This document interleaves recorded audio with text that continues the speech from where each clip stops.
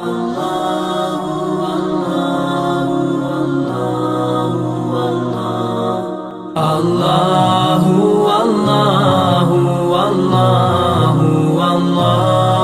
Allahu Allahu Allahu Allah. Bismillahirrahmanirrahim. Assalamualaikum warahmatullahi wabarakatuh.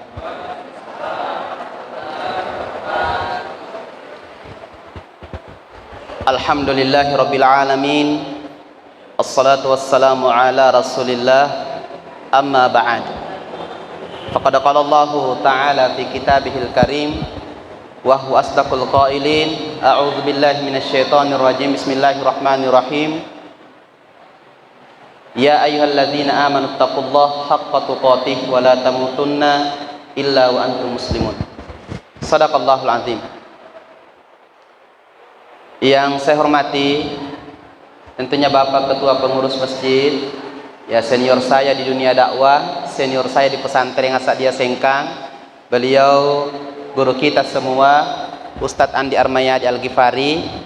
Yang saya hormati para pengurus dan jajarannya yang sempat hadir, ibu-ibu majelis ta'lim, dan adik-adik saya dari MJB yang Masya Allah sangat luar biasa antusiasnya untuk selalu kemudian memperbaiki diri dan belajar agama.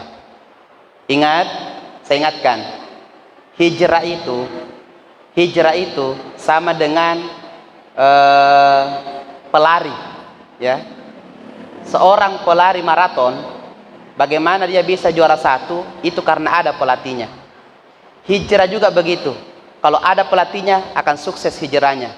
Tapi kalau hijrah tapi tidak ada pelatihnya, tidak ada gurunya, maka syaitan yang akan menjadi gurunya. Ya.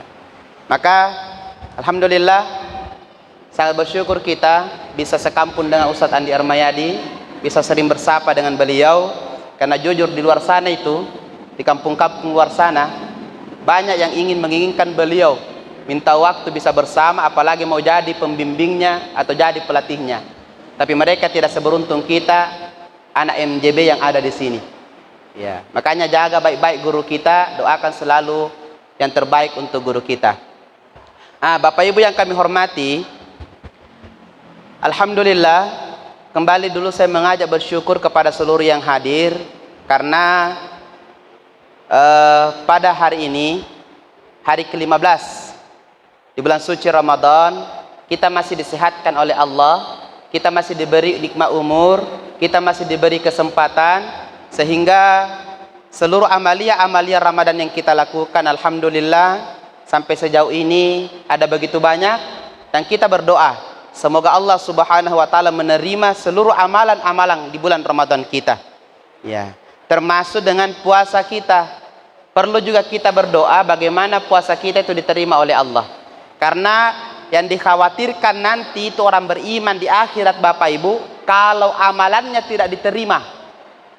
Sudah capek-capek puasa menahan lapar dan menahan haus, sudah capek-capek sholat tengah malam, sudah capek-capek tiap malam pergi taraweh, ternyata tidak ada yang diterima amalannya oleh Allah. Ini yang paling khawatirkan. Ya. Maka dari itu perlu kita juga mendoakan dengan membaca Allahumma inna as'aluka ilman nafi'an wa rizqan thayyiban wa amalan mutaqabbala. Nah, ini doa supaya amalan kita diterima. Nah, untuk kesempatan kali ini saya ingin menyampaikan salah satu hadis yang diriwayatkan disampaikan oleh Rasulullah untuk umatnya, yang berbunyi begini: akan ada nanti umatku, tabe kalau bahasa Bugisnya, engkatu matu nengkasewa wetu umatku mapuasai dek gaga naruntu di puasana sangadina lufu mi, kecuali hanya lapar yang dia dapatkan, hanya rasa haus yang dia dapatkan. Akan ada nanti umatku yang berpuasa. Kira-kira tahun berapa yang dimaksud Nabi ini? Apakah tahun sekarang 2021 atau 2023 nantinya? Nah, yang dimaksud di sini orang yang tidak diterima puasanya oleh Allah, rusak pahala puasanya, yang dia dapatkan hanya rasa lapar dan haus, adalah mereka yang sia-sia puasanya. Ya, kalau mau diibaratkan, Iena diaseng sebenarnya bu papuasa panasa jepo. Ibu, engkau tuh toma puasa diaseng papuasa panasa jepo. Magor panasa jepo ibu. Harum baunya. Mawangi mapaka cinna-cinna. Tetapi setelah dibelah, tidak ada satupun yang bisa dimakan buahnya. Kenapa? Ulekeng. Banyak ulatnya. Ada orang begitu puasanya, sah puasanya secara ilmu fikih, tapi hakikat puasanya rusak pahala puasanya. Sekarang, apa kira-kira yang menyebabkan sehingga pahala puasanya rusak? Ada 4 hal yang menyebabkan puasa rusak, dan 4 hal ini sering dianggap enteng dan dianggap biasa, padahal sangat berpengaruh dengan pahala puasa kita. 1, yang menyebabkan pahala puasa kita rusak adalah 1, berpuasa karena tidak ikhlas karena Allah. Iya, karena ada itu orang puasa bu, nasabak si boleh matuanna. Engkau tuh puasa nasabak majai masiri di benena. Engkau tuh puasa nasabak masiri di lakainna. Apalagi yang ada dekini masih jomblo, puasa karena malu sama pacarna. Toh? Iya. Jangan sampai ditanya, iya semangat puasanya ya sayang. Nah, padahal tidak puasa. Akhirnya puasa malu-malu karena mau dibilang juga puasa. Ini salah niatnya. Hati-hati, puasa itu bu, salah niat, salah hasil. Beda niat, beda hasil. Kenapa? Karena innamal a'malu bin niat. Setiap amalan itu tergantung niatnya. Faman kana hijratuhu ilallahi wa rasuli, barang siapa yang hijrahnya betul-betul mengharapkan ridha Allah dan Rasulnya, maka itu dia dapat. Tapi barang siapa yang beribadah, ya, melakukan suatu amalan niatnya karena ingin dunia atau karena wanita yang ingin dinikahinya, maka itu tonjina dapat. Dulu ada seorang sahabat ibu, ikut hijrah kepada Nabi, pergi di Madinah. Ini awal mulanya nih hadis ini muncul. Ikut hijrah kepada Nabi bukan karena ingin menjaga kehormatan Islam, tapi dia hijrah mengikuti Nabi ke Madinah karena di Madinah ada cewek cantik namanya Ummu Qais. Itu niatnya mau datang ke sana karena mau menikahi itu perempuan Ummu Qais. Makanya tidak ada yang dia dapat kecuali itu saja niatnya.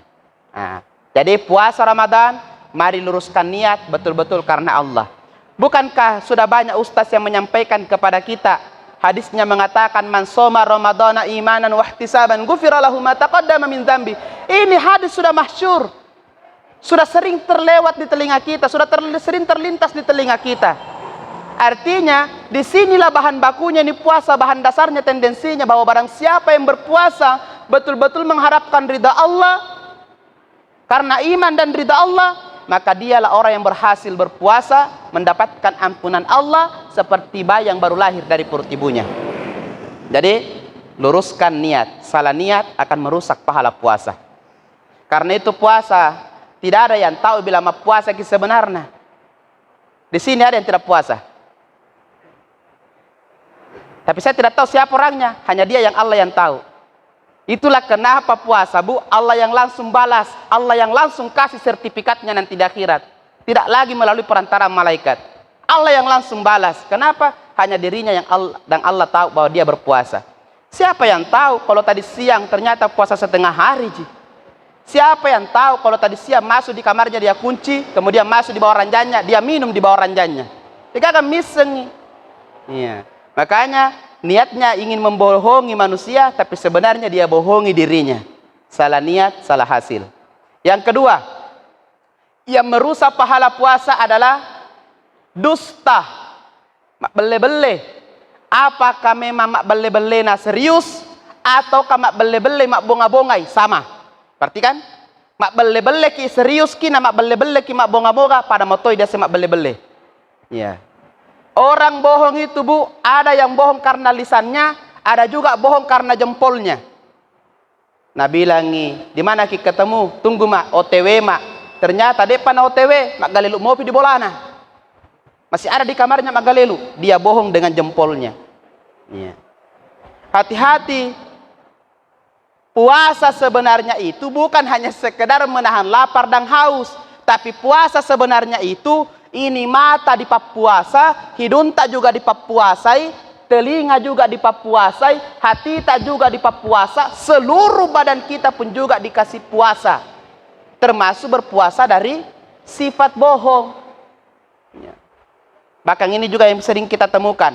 Kadang-kadang itu ada tipe orang yang suka mak bonga-bonga, selalu membuat temannya ketawa bercanda dengan cara memberikan cerita-cerita lucu yang seolah-olah dia yang alami, padahal bukan dia yang alami. Cerita yang kali ngatomi na panapau di silon na makadaya alami, mak belle-belle senai. Itu Nabi bercanda juga orangnya, tapi bercandanya Nabi tidak bohong. Pernah satu riwayat dijelaskan, ada nenek-nenek ibu pergi ke pasar belanja, banyak belanjaan, mega balancana.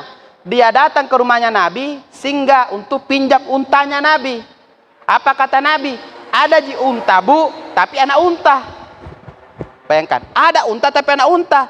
Ini ibu salah paham. Dia kira anak unta yang kecil mau dikasihkan nih. Jadi Nabi bilang nih, jangan mipale deh pulang mak. Kalau anak unta apa tuh bisa nabawa. Padahal maksudnya Nabi anak unta. Semua untanya yang besar di belakang itu yang gemuk-gemuk, itu semuanya anak unta. Ada semua mamaknya dulu. Nah, itu maksudnya Nabi bercanda. Nah, jadi kalau bercanda ki, jangan sampai berbohong, jangan sampai dengan tujuan mau kasih puas kita mantek, kasih ketawa-ketawa, karena ternyata kita korban berbohong. Akhirnya pahala puasa rusak. Masih ada 15 hari, masih ada 14 hari. Sisa bulan Ramadan, mari kita rubah itu. Yang ketiga, yang merusak pahala puasa adalah al-lagwu. Apa dibilang al-lagwu? Melakukan hal yang berlebih-lebihan dalam perkara sia-sia. Yang mana contohnya? Contoh, selalu sering-sering berkumur di bulan puasa dengan alasan bede busu nanti mulutku. Tidak pedeka bicara sama orang, pakai masker ki. Kita tuh mau cium baunya mulutnya kalau pakai masker ki. Iya, bayangkan. Iya. Akhirnya selalu berkumur-kumur. Bahkan bisa jadi mungkin 3 kali berkumur-kumur, 2 ji keluar. Bakke telu matali momo, 2 mi mesu, harusnya dia mulai tegai. Iya. Hati-hati. Ini perkara sia-sia. Hati-hati. Kurangi. Banyak berkumur-kumur di bulan suci Ramadan. Biar kami begitu bau mulutnya. Nah di sisi Allah itu bau mulutnya itu lebih harum daripada minyak kasturi. Kenapa kita lebih memilih penilaian manusia daripada penilaian Allah? Nah bukan manusia kasih masuk ke surga, bukan manusia kasih ke pahala. Allah lebih baik sibuk mencari penilaian Allah daripada mencari penilaian manusia. Ya Allahu Akbar. Gitu ya, lagu itu berlebih-lebihan. Apalagi perkara berlebih-lebihan, tidur, matinro. Mapamula matinro, iya pana pasading lo dibuka. Tidur. Mulai pagi tidur, iya pada pas seding lo dibuka. Bukan mi tidur namanya ini, latihan meninggal. Coba bayangkan. Perkara sia-sia ini yang seharusnya di siang hari Ramadan kita sibukkan diri dengan ibadah, mengaji, bahkan bekerja, mengurus pekerjaan kita, itu juga membesar, itu besar pahalanya juga kalau kita sementara puasa. Tapi itu tidak, dia lebih memilih tidur, barak menggarik nak kena sempoi puasai. Supaya tidak dirasa itu waktu berlalu. Ini bahaya. Perkara sia-sia. Rusak pahala puasanya orang seperti ini. Boleh tidur seperlunya. Boleh tidur secukupnya. Tapi jangan tidur terus kerjanya. Apalagi yang termasuk al-lagwu berlebih-lebihan. Game. Kan? Game. Game online itu juga perkara berlebih-lebihan. Yang seharusnya dia sibukkan diri nonton YouTube, dengar ceramah supaya keimanannya bisa bertambah, semakin semangat dalam beramal, diganti dengan mengisi game dengan tujuan supaya itu waktu puasa tidak berlalu, akhirnya bukan lagi orang. Ini juga merusak pahala puasa. Ini sekarang ini tali wali mentomi orang pakai HP. Dulu kita waktu masa-masa saya dengan Ustadz Armayadi, kalau ada orang main game namanya anak-anak. Kenapa main game? Anak-anak. Iya, ini sekarang bu, tania anak-anak mak game. Nenek anak mak janggo nih, mak bulu sumi nih, mak game mopi. Apalagi itu selalu minta sedekah, minta sedekah, minta sedekah. Tidak boleh minta-minta dalam Islam. Iya, coba bu. Ini sekarang merusak generasi kita. Otaknya dijajah dengan HP. Riolo ini waktu masih SD pintar mak bisnis, mak balu jalan kota, mak balu es liling. Ya mak kokoi generasi mak kokoi, teman mak kuliah sarjana, digagan di senajama. Kenapa? Karena waktu produktifnya ketika masih kecil habis dengan main game. Akhirnya begitu sudah kuliah, otaknya tidak produktif, buntu otaknya. Coba lihat. Tidak sadar sebenarnya kita dirusak ini. Anak-anak Pak, coba kita lihat anak-anak masalah metoni makokoy kasihna. Sampai-sampai jilun di mata anak taruh HP. Iya. Mana mi lagi anak ABG yang sudah mulai beranjak dewasa, napi mulam peke liwat tonga pakai HP. Namo tai manu na foto cerek. Napa diposting di Facebook sedikit kuinjak guys. WK. Tai manu di foto to. Bingka dimakan diposting. Bingkai tak 500 mi. Ya macam itu mi bu. Coba lihat Pak. Bahayanya. Makanya saya punya teman itu, alhamdulillah dia berhasil itu mendidik anaknya tidak kecanduan HP. Bagaimana caranya? Begini bu. Itu anaknya boleh pegang HP hanya jam 7 sampai jam 10. Bayangkan. Di atas jam 10 semua HP store. Tidak ada boleh main HP sampai besok. Bayangkan. Jam 7 jam 10 Pak, itu waktu belajar. Siapa tahu ada pelajaran online, tugas online yang diberikan sama gurunya. Di atas jam 10 kumpul semua. Bayangkan. Ya. Tegasnya orang tuanya. Namun magat terina, anak telah direngi. Bahkan anak gadis yang sudah kuliah bu, tidak dikasih juga HP-nya. Apa yang terjadi tahu? 6 bulan begitu pendidikannya berhasil. Anaknya lebih suka baca buku, baca Al-Quran dibanding dengan main HP. Berhasil tahu? Artinya dia tegas kepada anaknya. Yeah. Saya saja pribadi, waktu masih kecil saya ingat betul di benak saya. Bapak saya itu mendidik anak-anaknya bagaimana bisa hemat dalam belanja. Tidak boros pakai uang. Makanya dulu saya waktu masih kecil, kalau sudah belanja di sekolah, pulang itu tidak boleh lagi belanja. Besok pilih lagi waktu sekolah. Pernah saya minta uang, Pak, uang tak belanja semua temanku, beli semua, iman rekat de mana, iya degaga kasih, elo kamele degaga doiku. Apa nak bilang bapak saya, degaga doi. Tegasnya. Maka dah terikat tuh, terino talamagai. Upalo poy sadakut tuh, palo poy ni, nang kalingamarang itaw, bardai sekadang kanakku. Coba dia. Majalok atuh, ajalok ko, baraseha ko nak turungi pusen nu. Coba lihat, tidak ada namanya tuh, tegas sekali. Ini sekarang orang tua tegas, bunga 6 itu tegas. Tidak boleh main HP. Majalok atuh, majalok nah. Paling, nak main HP ko, main ko. Ayam pakai siri-siri tuh ko majalok ko. Coba lihat. Tegas ki bu. Daripada nak rusak gara-gara HP. Jadi itu ya, termasuk main game online itu juga merusak pahala puasa. Kenapa? Itu perkara sia-sia. Apalagi kalau marah. Marah. Makanya itu bulan Ramadan dikenal juga sebagai bulan kesabaran. Apalagi kau maluputoni, tangasotoni, mapelatoni, mabusatoni, madekatoni, engkatona atau mapakabaci-baci. Disitulah diuji kesabaran kita. Kau dipalesui, kedagai kau, marah ki, rusak puasa kita.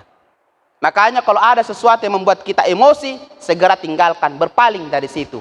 Tapalau ki magati majenne, nero? Papura ki majenne na macai mopi, pergi ke sholat sunnah 2 rakaat. Ini yang diajarkan Nabi. Kalau sudah ke sholat sunnah 2 rakaat masih marah, pergi ke baring-baring. Biasanya kalau sudah baring-baring itu tenami perasaan. Kalau masih baring-baring masih marah, si sematin roki. Papura ni matin ro na macai mopi, alangnya ambulas, larikan ke rumah sakit jiwa. Malasan itu. Biasanya orang kalau sudah tidur itu, sudah berubah itu hatinya, tidak akan marah lagi. Ya. Itu hati-hati puasa ya. Jangan sampai tidak sadar ke emosi ki, ada teman bergaul tak MJB yang bikin mapakabaci-baci, hati-hati, kontrol kata-kata, jangan sampai keluar kata-kata celaan. Yang keempat, terakhir, yang merusak pahala puasa adalah gibah. Apa itu gibah ibu? Bahasa trennya sekarang gosip. Ini kadang-kadang orang tidak nasangka dirinya, tidak narasa dirinya telah menceritakan kejelekan saudaranya. Apalagi kau pura sifat nama tonna, na poji gosip itawe, bahkan bek metok kau nak gosip. Ada memang seperti itu. Tidak ada di sini budi. Ibu-ibu di belakang, ada di belakang, tidak ada jipa gosip teman tadi situ. Tidak ada. Coba beri tunjukkan yang mana orang, kasih kue sebentar. Ada? Tidak ada atau tidak ada mengaku? Oh, tidak ada mengaku. Iya. Begini. Dulu pada masa Nabi ada 2 orang wanita sementara berpuasa. Ini dijelaskan dalam kitab Irsyadul Ibad. 2 orang berpuasa. Sementara dia berpuasa, dia ceritakan kejelekan saudaranya. Apa yang terjadi? Pas narapi tangaso tete 10-2 tap Paulo yola da ima puasa. Samana makada elo ni pinsang ma puasa. Elo ni pinsang. Akhirnya kedua wanita ini dia berniat mau datang menemui Nabi, minta izin untuk buka puasanya. Karena kapan nak kasih terus ki pinsang. Nah, dia datang ke rumahnya Nabi. Ternyata sampai di rumahnya Nabi dia ceritakan itu kejadian. Lalu apa kata Nabi? Ambilkan baskom. Justru disuruh ambil baskom. Setelah ambil baskom, dipaksa kedua perempuan ini untuk muntah. Muntahkan isi perutmu. Nah bilang bagaimana mau muntah? Nah tidak ada isi perut. Bilang paksa dirimu muntah. Ternyata dia paksa dirinya muntah, Bu. Apa yang keluar? Ternyata segumpal daging yang keluar. Sahabat heran. Itu daging. Eloki makkada daging unta. Tanya daging unta. Eloki makkada daging domba. Bukan daging domba. Mau bilang daging sapi. Bukan daging sapi. Ternyata apa? Daging manusia yang keluar dari mulutnya. Lalu apa kata Nabi? Berarti tadi kamu sementara berpuasa, kau telah ceritakan kejelekan saudaramu. Karena menceritakan kejelekan saudaramu, itu sama saja kau memakan daging saudaramu. Allah perlihatkan rasa ilahi untuk dirinya. Itu dulu rahasia ilahi. Beda sekarang rahasia ilahinya kuliah sinetron-sinetron ini. Ini kuliah rahasia ilahinya kalau sinetron-sinetron. Itu kalau bukan bengkok mulutna. Ditabar ai motor itu pocong sampai terlempar dia tersangkut di seng. Liwat-liwat dan rahasia ilahi na. Makanya saya tidak pernah menonton itu film. Nah, kasih bodoh-bodoh jadi kurasa. Kenapa begini? Kita yang menonton seolah-olah takut menjadi orang baik. Membuat kita takut menjadi orang soleh. Kenapa? Karena dia di televisi dipan rasa-rasa ji, diselingkuhi, dianiaya, disiram air panas. Itu orang kalau soleh. Padahal kenyataannya orang kalau jadi soleh, Bu, tidak seperti itu. Malah orang sedang sama kita. Makanya mending sekali dicabut TV kabel kah, selesai. Tidak ada yang merusak. Iya. Itu bahayanya sekarang. Dulu pada masa Nabi ada seperti itu. Tapi dia tidak terliwat-liwat seperti ini. Sampai-sampai diangkat itu mayat, mau diantar ke kuburan, tiba-tiba ada mobil truk lepoi. Terbang, tersangkut di seng. Liwat paha. Jadi begitu ya, menceritakan kejelekan saudaranya itu bahaya. Yang manakah dibilang gosip itu? Ya, terakhir, yang manakah dibilang gosip itu? Begini Bu, gosip itu begini. Kalau kita menceritakan kejelekan saudara kita, seandainya naisengina macai, itulah gosip. Ibu bisa dipahami? Kalau kita menceritakan kejelekan saudara kita, seandainya dia tahu dia marah, itu gosip. Ada tonji gosip dibolehkan. Tidak dosa kini ya. Apa itu? Kalau sifatnya itu orang jelek. Apa kejelekannya? Banyak orang narugikan. Banyak orang jadi korban. Ini bahaya. Contoh. Hati-hati kok. Kalau Yanu tuh panggil pergi acara biasa minau daging. Merugikan yang punya acara. Hati-hati kok kalau datang itu temanmu di rumahmu. Biasa mencuri HP itu. Hilangi barang-barangmu. Kalau ini tidak apa-apa kita kasih tahu saudara kita. Supaya yang kita kasih tahu bisa jaga diri. Bisa waspada, tidak jadi korban. Iya. Tapi kalau sifatnya orang itu tidak merugikan orang. Hanya kekurangan pada dirinya. Ini tidak boleh kita cerita. Seperti ibu yang pakai talkum merah. Siapa tahu ada cerita di masjid Bu.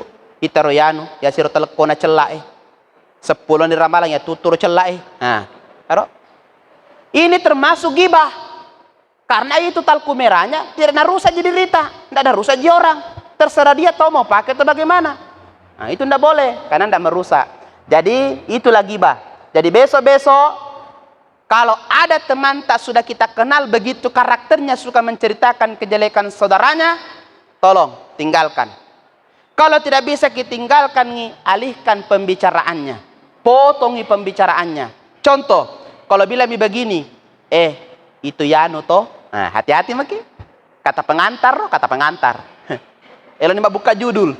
Ya Royanu, tapa makadaki ya rogare pulsa data mendre. Ganti judulnya dari pulsa data supaya tidak jadi cerita kejelekan saudaranya. Nih, hati-hati ya. Ya, termasuk ketika kita ceritakan kejelekan mana pokor motor na Yanu, mana pokor songko na, mana pokor itu semua menceritakan kejelekan saudara kita. Jadi diam maki. Kenapa kita mesti diam? Karena kita ini Bu lebih banyak itu celaka daripada celahnya orang. Siapa tahu celahnya orang kita melihatnya dengan jelas, tapi kita tidak melihat dengan jelas celah kita. Bajunya orang robek manessa dita, ini makai baju tatala ditai. Itulah bahayanya orang suka menceritakan kejelekan. Dan paling celakanya nanti di akhirat orang menceritakan kejelekan saudaranya, capu amalakna. Iya. Apa itu? Ya. Oke. Tak gantungi ceramahku sedikit di. Ya, jadi saya bilang begini. Ruginya nanti orang menceritakan kejelekan saudaranya, tabe. Dia yang puasa, dia yang sholat, dia yang bersedekah, beramal baik, habis pahalanya. Kenapa? Dia berikan kepada orang yang selalu dia ceritakan kejelekannya. Kita yang selalu diceritakan kejelekan tadi saliwa bu, disemuka dan cerita karo sak baraki jangan dibalas. Karena ketika cerita ki, disitulah terjadi transfer pahala besar-besaran. Dapat kita transfer pahala tanpa harus capek-capek lagi kita beribadah. Ya, bisa dipahami dari sebagai kesimpulan 4 hal yang merusak pahala puasa kita. Yang pertama ikhlas, tidak ikhlas berpuasa. Yang kedua berpuasa tapi sering berdusta. Yang ketiga berpuasa tapi melakukan hal yang sia-sia secara berlebihan. Kemudian yang keempat menceritakan kejelekan saudaranya. Demikian yang bisa kami sampaikan. Saya doakan ke semua, semoga senantiasa dibimbing oleh Allah, semoga senantiasa diberkahi oleh Allah, semoga bisa istiqomah dalam kebaikan dan terus menerus sampai husnul khatimah. Amin ya rabbal alamin. Wabillahi taufiq was sa'ada. Assalamualaikum warahmatullahi wabarakatuh.